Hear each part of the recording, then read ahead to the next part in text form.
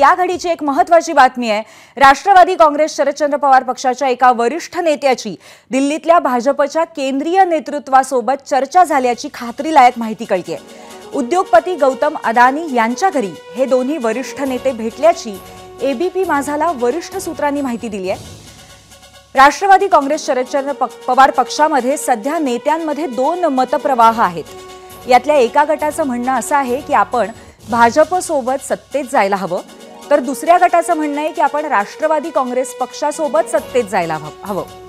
सध्या पक्षातील दोन मतप्रवाह आणि भाजपच्या केंद्रातील नेतृत्वाची दिल्लीत झालेली भेट पाहता राष्ट्रवादी काँग्रेस शरदचंद्र पवार पक्षाचा स्वतंत्ररित्या भाजप सोबत जाण्यासाठी पक्ष अनुकूल आहे अशी सुद्धा माहिती आता कळतीये। तर राज्याच्या एकंदरीतच राजकीय घडामोडींमध्ये अतिशय महत्त्वाची अशी ही बातमी। आपले प्रतिनिधी निलेश बुधावले आपल्या सोबत आहेत, आपण आणखीन त्यांच्याकडनं या संदर्भात माहिती घेऊया। निलेश, दोन मतप्रवाह असल्याचं सांगण्यात येत आहे। एक मतप्रवाह असं म्हणतोय की आपण स्वतंत्र पक्ष म्हणूनच भाजप सोबत जावं सरकारमध्ये, आणि दुसरीकडे असं म्हटलं जात आहे की आपण पुन्हा एकदा अजित पवारांसोबत जावं। याबद्दल आणखीन काय माहिती द्याल? पूर्वी राष्ट्रवादी काँग्रेस शरदचंद्र पवार पक्षामध्ये विधानसभा निवडणुकांनंतरच मोठी हालचाल पाहायला मिळते। खास करून लोकसभेतले जे खासदार आहेत किंवा विधानसभेचे जे आमदार आहेत यांच्या ज्यावेळेस बैठका पार पडल्या होत्या त्यावेळी दोन मतप्रवाह समोर आल्याचं पाहायला मिळालं होतं। एका मतप्रवाहाचं म्हणणं होतं की आपण अजित पवारांसोबत सत्तेत सहभागी व्हायला हवं, तर दुसऱ्या गटाचं असं म्हणणं होतं की आपण आपलं स्वतंत्र अस्तित्व टिकवायला हवं, यासोबत आपण थेट की भाजपच्या केंद्रीय नेतृत्वासोबतच बातचीत केली पाहिजे, आपण सत्तेसोबत राहायला हवं, अशा पद्धतीची ती भूमिका होती। आणि त्या सगळ्या घडामोडींच्या पार्श्वभूमीवर मागच्या 10 दिवसांपासून प्रफुल्ल पटेल देखील शरद पवारांच्या संपर्कात आहेत अशी माहिती समोर येते आहे। 10 दिवसांपूर्वी प्रफुल्ल पटेल दिल्लीत होते, अजित पवार देखील त्यावेळेस दिल्लीत होते। 2 दिवस हे दोन्ही महत्त्वाचे नेते दिल्लीत ठाण मांडून होते आणि त्याच वेळी प्रफुल्ल पटेलांना शरद पवारांची भेट देखील घेतली होती।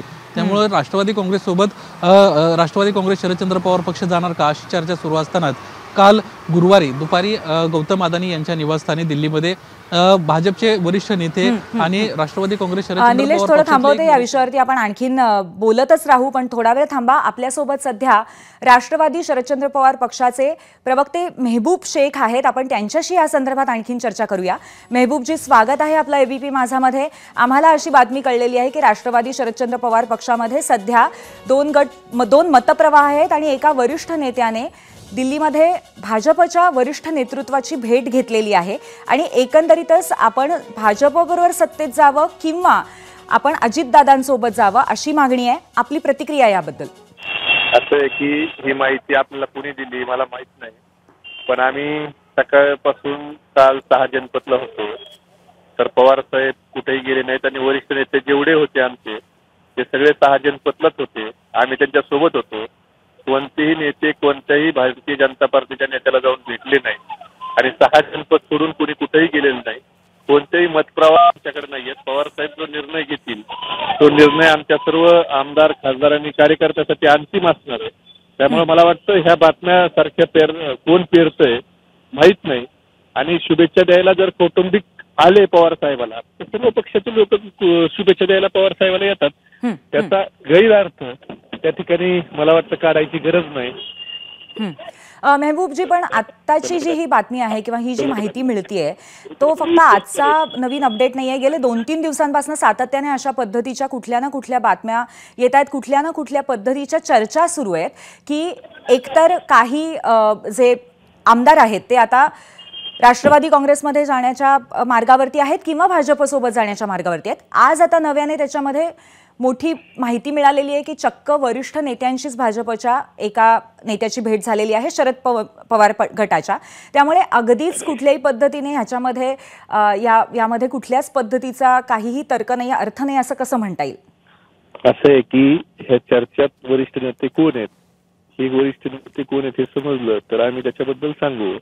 आता काल जेवढे वरिष्ठ नेते आमचे पवार साहेबाला भेटायला आले होते ते पवार साहेबाला भेटायला 6 जनपदवर आले आणि इथून एअरपोर्टलाच गेले। त्याच्यामुळे मधी कुणाचं भेटायचा काही प्रश्नच नाहीये आणि ह्या चर्चा जाणीवपूर्वक केल्या जात आहेत। आमच्या कोणत्याही आमदार खासदार यांची स्पष्ट भूमिका आहे किंवा पदाधिकारी ह्याची आम्हाला शरद पवार साहेब जो निर्णय घेतील तो निर्णय आमच्यासाठी मान्य आहे आणि अंतिम आहे। त्यामुळे ह्या सगळ्या चर्चा निरर्थक आहेत. ह्या चर्चा फक्त चर्चाच राहणार आहे, त्यातनं निष्पन्न काही होणार नाही. जे चर्चा घडवत आहेत त्यांना देखील. आमचे प्रतिनिधी निलेश आपल्या सोबत आहेत. निलेश बुधावले ते तुम्हाला प्रश्न विचारू इच्छितात. निलेश.